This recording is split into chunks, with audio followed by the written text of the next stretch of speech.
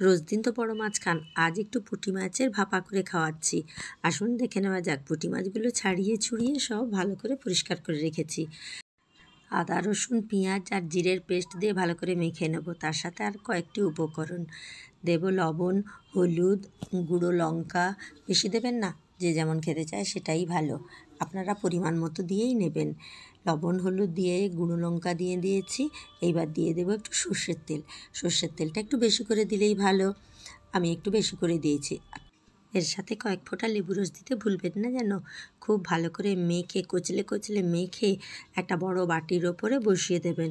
সেই বাটিটা আবার কড়াইয়ে জল বসিয়ে তার ওপরে বসিয়ে দিয়ে 10 মিনিট ঢাকা মেরে দেবেন।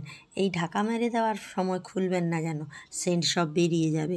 তারপরে 10 মিনিটের পর খুলে আর 4-5টা লঙ্কা দিয়ে আর 5 মিনিট।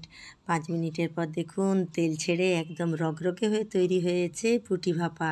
আসুন খেতে বসুন।